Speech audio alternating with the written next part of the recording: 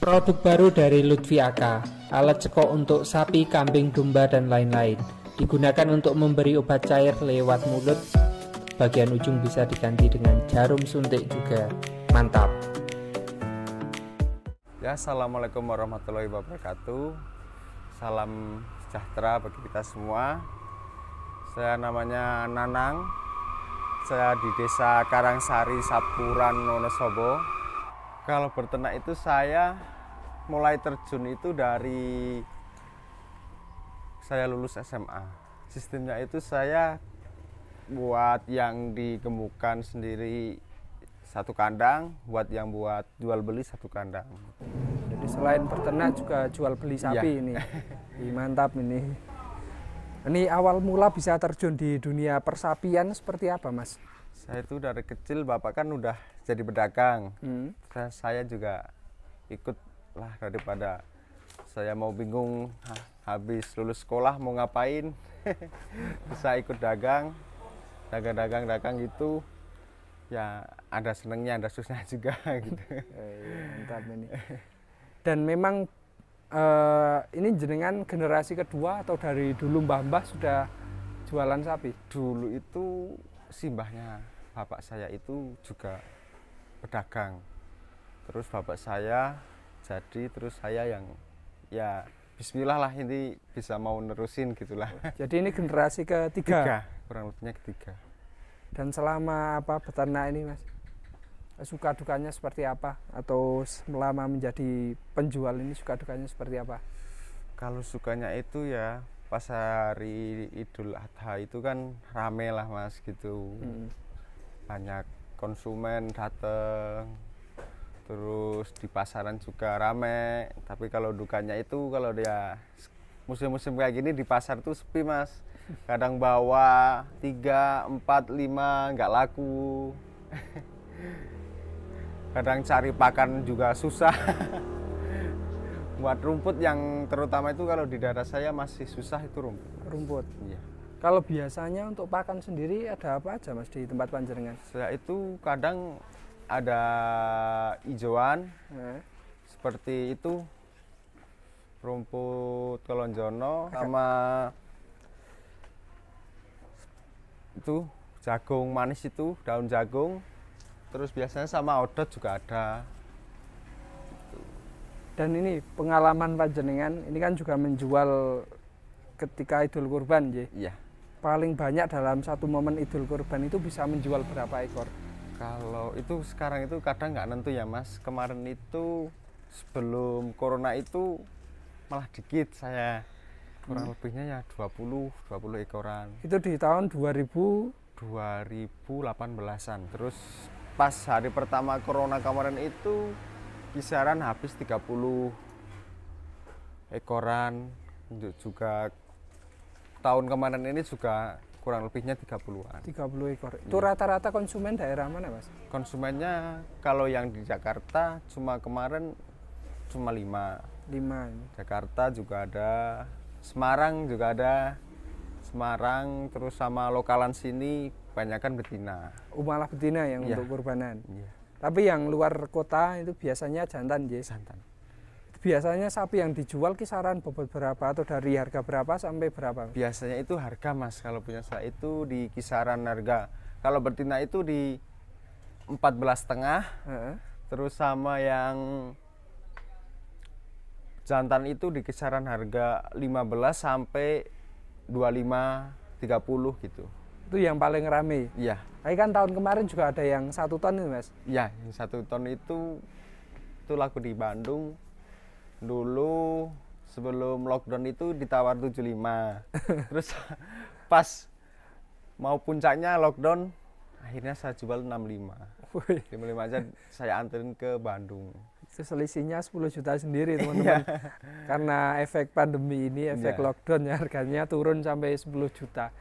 Tapi biasanya memang untuk pasaran sapi 1 ton itu di atas 70 untuk wilayah sini.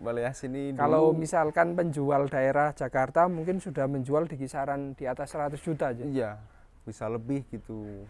Cuma kalau di pasaran di daerah Wonosobo itu ya paling tinggi itu biasanya sapi 1 ton yang buat pedagang yang biasa itu 75 udah laku lah. Udah lakunya. Minimal itu 65 sampai 68 itu Iya. sudah minimal ya Minimal kalau itu. hari-hari Iya. biasa atau menjelang Idul Kurban. Dan ini kalau biasa yang disediakan di pasar itu sapi-sapi seperti apa aja, Mas? Saya itu kadang yang bawa juga itu lemon, kadang juga bakalan, kadang betina ya hamil, yang biasa gitu, yang panen buat biasa gitu. Pedetan juga menyediakan. Pedetan juga iya. Kemudian ini kalau kendala selama jual beli bawa sapi ke pasar seperti apa, Mas? Ya itu kendalanya Mas.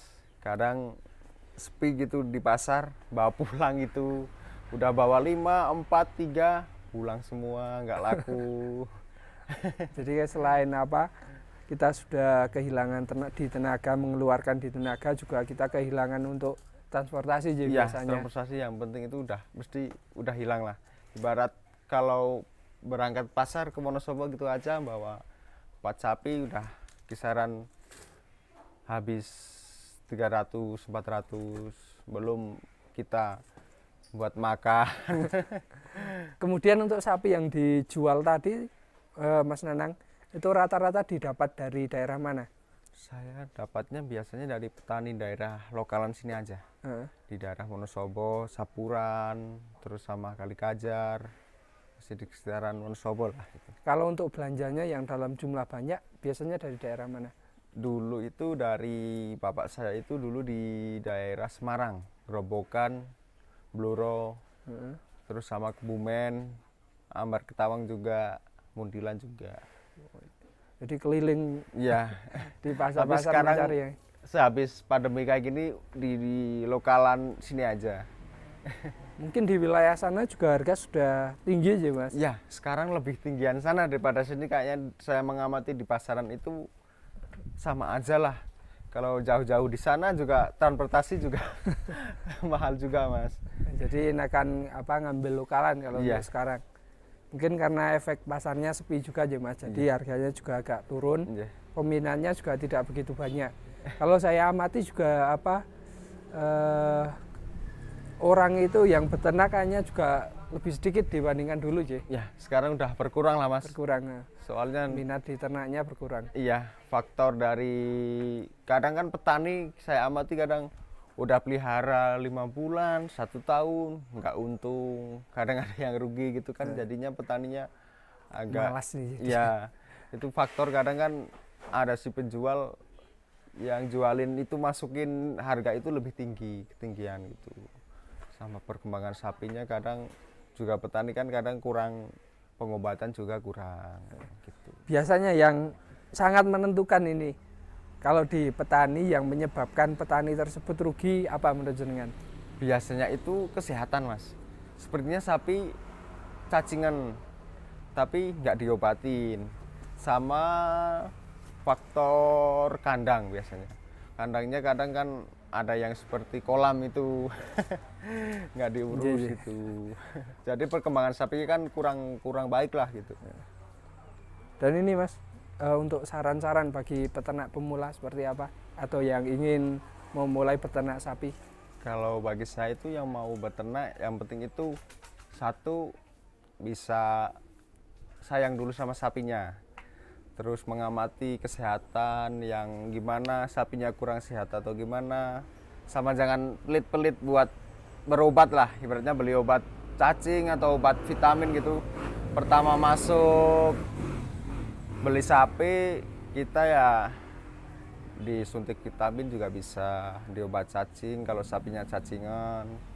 Terus sama faktor kandang lah, yang biasanya itu yang kandang yang ya nggak bagus-bagus amat, yang penting bersih lah gitu, jaga bersihannya.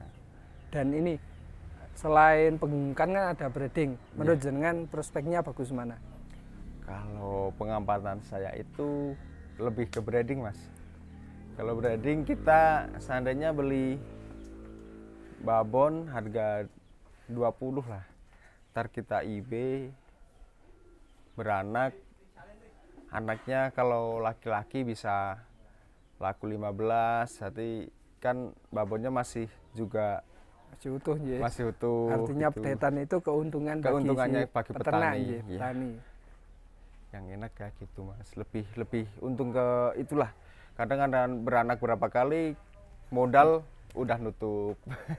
Selain itu juga lebih santai kalau kita ternak breeding karena tidak dikejar-kejar target ya. Iya. Ibaratnya kan kalau sapi penggemukan itu antara pakan yang kita keluarkan sama target yang harus kita capai itu juga harus dipikir. Iya. Gimana caranya bobot sapi itu bertambah dengan baik itu yang susah kayak gitu biasanya. Kita pakan kayaknya udah bagus, tapi kok kurang perkembangannya di sapi kurang. Kalau breeding kan ibaratnya kita cuma cari rumput. Kalau mau kombor aja yang kombor yang dikit-dikit lah, yang seperti katul gitu. Sekian dari saya. Semoga para petani di wilayah Indonesia ini supaya sejahtera lah. Yang penting, dan juga kalau ada yang mau membutuhkan bakalan sama pedetan, juga betina yang masih doro juga bisa hubungi saya. Terus yang hamil-hamil juga bisa kontak saya. Assalamualaikum warahmatullahi wabarakatuh. Sekian dan terima kasih.